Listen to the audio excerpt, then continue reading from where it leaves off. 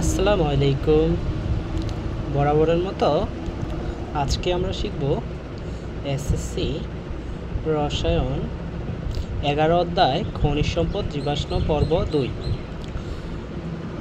চলো শুরু করি। বিসমিল্লাহির রহমানির রহিম।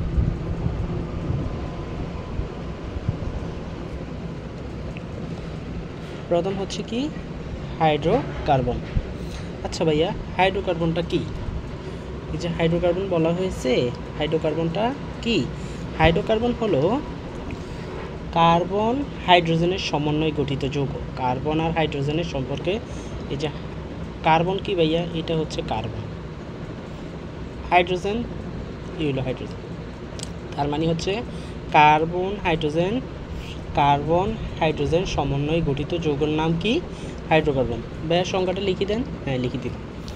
দিই যেখানে লিখব হাইড্রোকার্বন, কি লিখব? হাইড্রোকার্বন।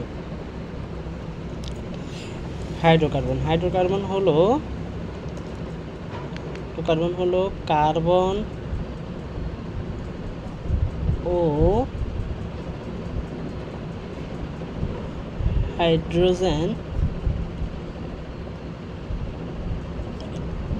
এর সমন্বয়ে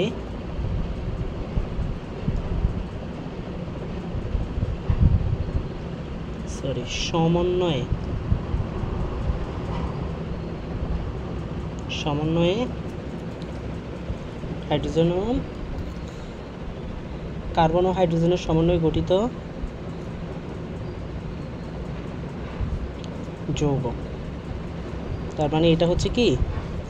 কার্বন এবং হাইড্রোজেনের সমন্বয়ে গঠিত যৌগের নাম হচ্ছে হাইড্রোকার্বন।